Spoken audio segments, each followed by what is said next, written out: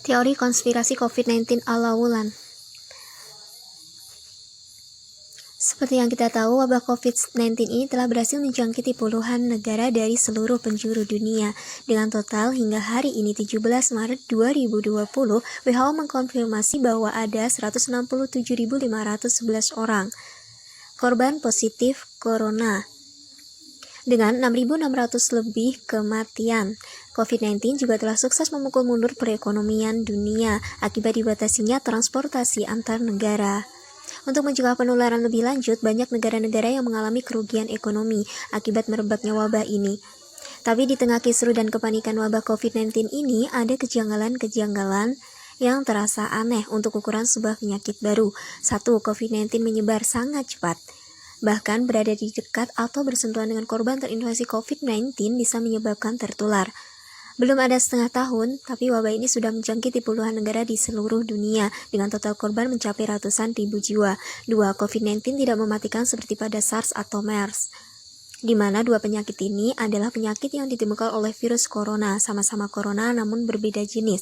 Tapi anehnya, COVID-19 ini diberitakan di mana-mana, dan media lebih memblow up kasus COVID-19 jauh lebih banyak dibandingkan dengan kasus SARS atau MERS dahulu. Mari kita lihat grafik berikut ini. 56,6% pasien terinfeksi COVID-19 dinyatakan sembuh, 40% masih dalam perawatan atau penyembuhan. Jumlah yang meninggal hanya 3,5%. Sedangkan dibandingkan dengan penyakit-penyakit lainnya seperti flu burung, MERS, Ebola, TBC, dan SARS, tingkat kematian yang ditimbulkan COVID-19 cenderung rendah. Tapi mengapa media lebih suka memberitakan COVID-19 ini dibandingkan dengan penyakit-penyakit lain yang lebih mematikan? Bukankah ini aneh? Dari keanehan-keanehan ini akhirnya muncullah banyak teori konspirasi mengenai COVID-19. Di antaranya, 1. Virus COVID-19 adalah kiriman dari tentara militer Amerika untuk Cina.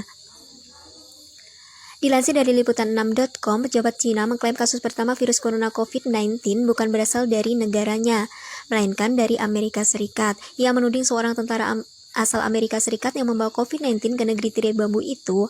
Juru bicara Kementerian Cina, Zhao Lijian, juga dianggap melontarkan tuduhan yang sama. Setelah dalam akun Twitter pribadinya menyebut ada teori konspirasi yang menuduh Amerika Serikat sebagai penyebabnya merebaknya virus COVID-19 pertama kali di Cina. Tepat setelah terjadi perang dagang antara Cina dengan Amerika dimulai, tepat dalam perang dagang itu diprediksi Amerika Serikat akan kalah atas Cina, dan sempat diprediksi jika Cina memerangkan perang dagang terhadap Amerika Serikat, maka ke depan kiblat ekonomi bukan lagi ke Amerika Serikat melainkan ke Cina. Meski demikian, tuduhan pejabat Cina ke Amerika Serikat ini tidak disertai dengan bukti apapun.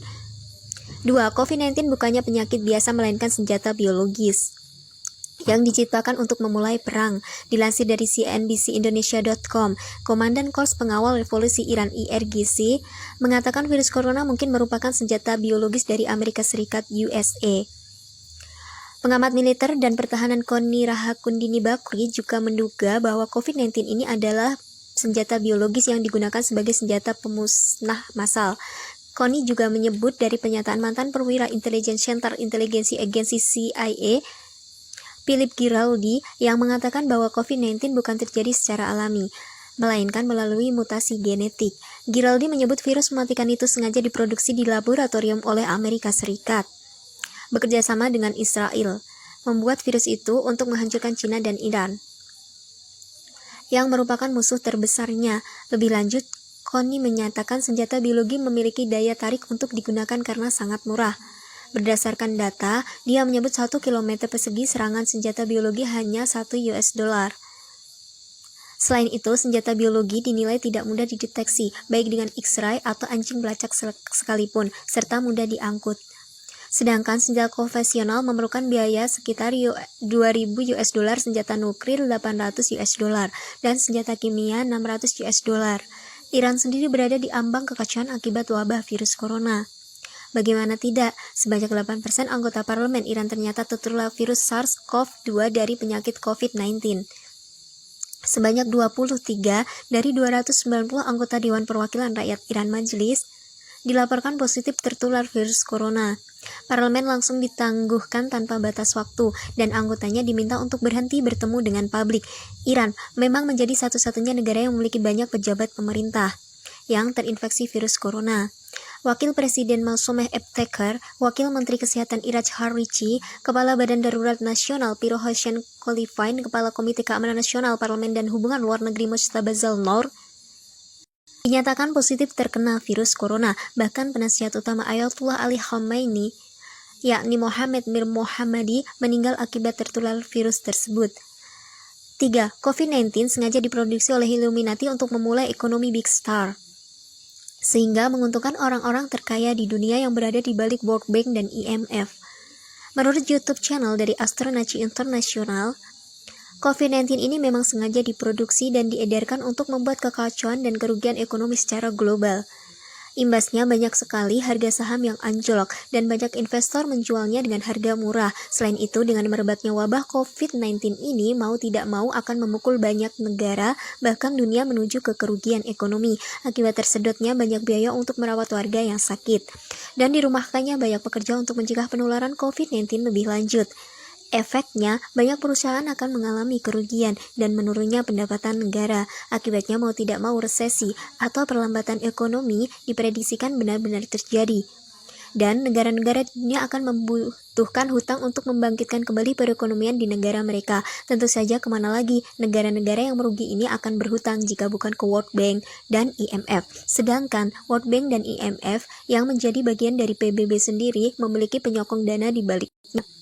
Dan disinyalir adalah Illuminati, di mana Illuminati sendiri adalah perkumpulan rahasia yang tidak terekspos oleh media, di mana pesertanya sebagian adalah para konglomerat dunia dan diisukan menjadi dalang di balik revolusi Perancis, Perang Dunia I dan Perang Dunia II.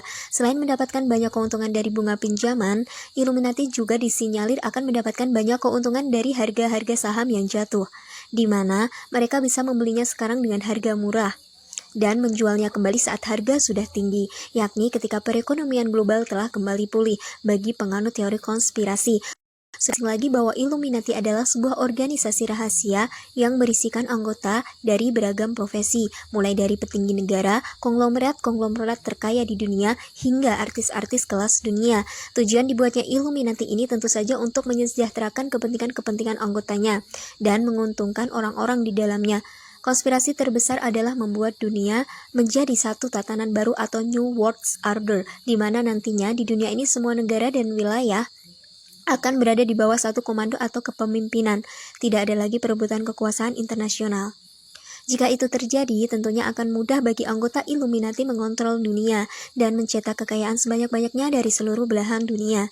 Untuk melancarkan maksud mereka ini, maka dibentuklah Organisasi Persatuan Dunia yang kita sebut sebagai PBB, Persatuan Bangsa-Bangsa, yang awalnya didirikan oleh Amerika, Inggris, dan Uni Soviet. PBB sendiri memiliki beberapa suborganisasi lebih kecil, di antaranya World Bank dan IMF, yang mengurus segala hal berkaitan dengan perekonomian dan perputaran uang di dunia. Konglomerat anggota Illuminati sendiri seperti Rothschild dan kawan-kawannya dilansir menjadi pendana bagi World Bank dan IMF. Jadi, apapun kegiatan yang dilakukan oleh World Bank dan IMF tentunya akan membawa keuntungan bagi para konglomerat ini, termasuk program pinjaman kepada negara-negara yang membutuhkan pasca meredanya wabah virus corona ini nantinya. 4. COVID-19 ini sebenarnya sudah ada antivirus atau vaksin. Masih mengacu pada penjelasan dari video yang diunggah oleh Astronaci sangat yakin COVID-19 sebenarnya sudah ada obatnya. Illuminati bukanlah sekelompok orang yang bodoh yang menciptakan kekacauan global demi tercapainya ekonomi Big Star yang menguntungkan mereka, tanpa mereka membuat vaksin atau obatnya. Astronaci sangat yakin bahwa COVID-19 ini sudah ada obatnya. Hanya saja masih ditahan peredarannya menunggu supaya dunia benar-benar kolaps dan terjadi kerugian dan kejatuhan besar-besaran, di mana nanti sudah banyak negara kehabisan uang dan harga-harga saham turun hingga ke level terendahnya. Ketika sudah mencapai titik dasar, barulah vaksin ini dikeluarkan untuk meredakan kekacauan dan menyembuhkan orang-orang. Dengan sendirinya COVID-19 akan menghilang seiring dengan mulai pulihnya perekonomian global. Masing-masing negara akan kelimpungan mencari pinjaman dana untuk memulihkan perekonomian kembali. Kemana lagi negara-negara di dunia akan meminjam uang jika bukan ke IMF? Lagi-lagi yang mendapatkan keuntungan di balik semua kekacauan ini adalah orang-orang konglomerat yang berada di balik Illuminati, yang juga menjadi penyokong dana di IMF dan World Bank. Memang banyak teori-teori konspirasi merebak di antara keanehan virus COVID-19 ini. yang merebak secepat pergerakan angin. Apakah kamu menyetujui teori-teori konspirasi di atas, atau kamu menemukan konspirasi lainnya? Tulis di kolom komentar.